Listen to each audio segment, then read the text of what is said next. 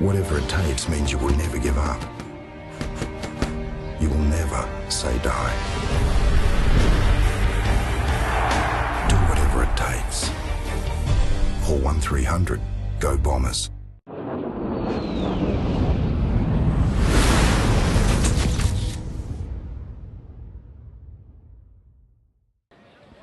James, it must be nice to have some real stuff back. Yeah, look, it's good to start playing. Obviously, round one to be the first team to play as well as Adelaide is very exciting. Not sure what the last time we kicked off a season was as a football club, but yeah, it's very exciting and be a big game. Does it change anything being the very first match of the season, as distinct from being, in amongst a whole lot of others? It's probably more focus on the game, and it's a big game, obviously, against a quality opposition who finished third last year. Very good team, and really good test for us. Can you tell us about the team, James? Hurley, Zaharakis, Comma, are they? Yep, Hurley, Zaharakis, Comma are all playing. There's a couple we need to decide on after training, but yeah, they'll all be playing. Any names deciding on after training then? Who's in? I'll let you know after training. With Hurley, was there ever any sort of doubt, or was he always pretty sure? No, we were pretty sure. He hurt his ankle, obviously in Canberra 2 weeks ago, and we were very confident then he'd get up and play. Physios and doctors put him in a moon boot for a couple of days, just take the stress out of his ankle, but he's trained now for a week with no problem, so yeah, he'll be ready to go. Do you think Zaharakis has a full game in him, or do you think maybe a sub? It's a good question. We'll sort of have a look at how everything matches up after training and see whether he'll play a full game or we'll start him and sub him off or play him as a sub. It's sort of up in the air at the moment. Just on Comma, can you just talk a bit about what you like about him? Yeah, look, Nick's a real credit to our recruiting guys. Picked him out of Perth, picked 73 this year, in last year's draft, sorry. Just a terrific kid who just loves the occasion. Really, his desire to tackle and chase the ball is really good, and also kicks a goal. So, been a terrific acquisition to our club. Does this become the toughest team of the year to pick the first one because you've got so many blokes who are ready to go? Well, it's unusual for us to have 43 out of 44 players to pick from. So there's a lot of guys, there's probably 5 or 6 guys who are very unlucky not to get a game this week. But that's the sort of situation we'd love to be in for a large part of the year. James, I've heard talk about resilience. You've mentioned that word. Galvanised, I think a few of the players have mentioned. Can you explain how? Like, what have you seen different? Are the boys having more coffees together? Or they got their arms around each other more at training? How is it actually... Look, I think, when anything like what's been going on happens, there's only a limited amount of people you can talk to or understand the position you're in. So I've just seen the players really come together as a group, socialise together, talk together about different things, but also I think they understand how important each other are to each of them, and look after each other just a little bit more, and hopefully that'll be a good thing for this season. You said in that speech that was on the hanger last night that the resilience was something that you thought hadn't been there. Is that in terms of just sort of being able to hang on under pressure in games? Or? Yeah, look, there's no doubt.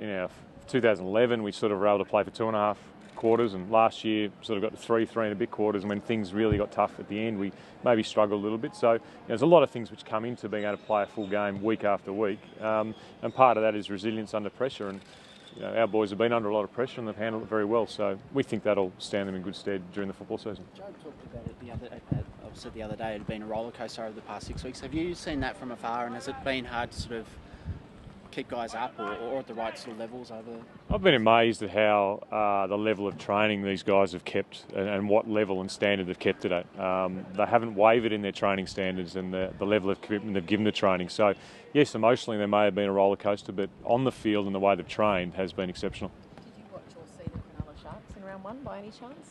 No. They were really united and galvanised and sort of had this emotion-charged win. Is that what you're sort of hoping will be the outcome tomorrow night? Certainly we're after a win. That's what we're hopeful the outcome is. But we want to play a certain style, and I think that for our boys it's about football and how they play. What sort of reception would you expect from the Adelaide crowd and players? I'm not overly concerned about the reception. We're out there to play football, and that's what we'll do. And our boys are really excited about playing football. What the Adelaide crowd does is irrelevant to us. Would you be phased if their players ledged your guys? As I said, we're worried about our team, and we'll continue to worry about our team. I think Brendan Sanderson was terrific in his comments a couple of days ago, and the Adelaide Football Club is a very respectful football club, and but what happens on the field in terms of what they say is irrelevant to us, and we want to get out and play football.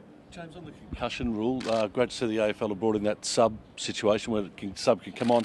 Seems to be a bit of controversy though in regards to if the sub's already been activated, what happens at that point in time. Your thoughts on that?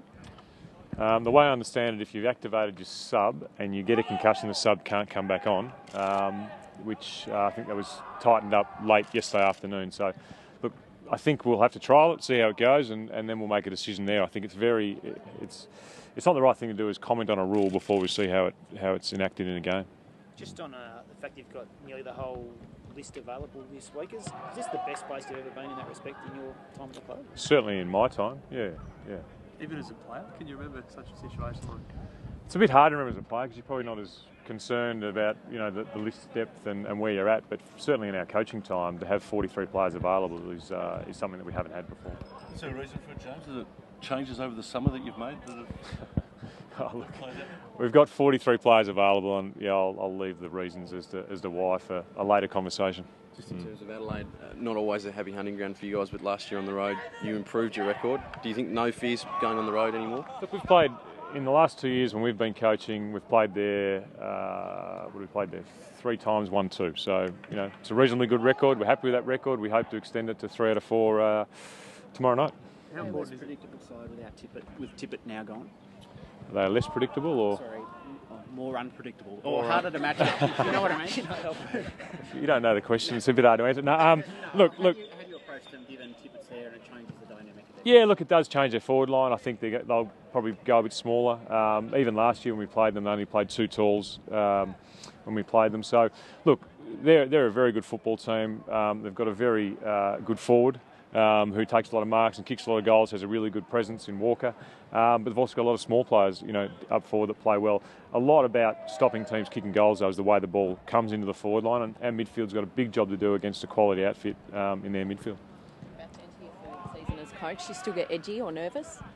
Look, I think every time you go into a game, you get edgy and nervous. As a coach, it's a bit different because there are only certain things you can control. The players control a lot out in the ground, but yeah, we're anxious, we're nervous, we're excited about the year ahead. We certainly have some good expectations of how we can go with a fit list, and those expectations, if you don't achieve those, obviously lead to some sort of anxiety. How much of your expectations of what the club can achieve this season sort of climb, given the pre-season you say that you've heard? No, we're pretty measured about where we're at, and we'll play this game and then reassess it. But we can keep a fit list, I think, and a motivated list. Then we'll have a good season.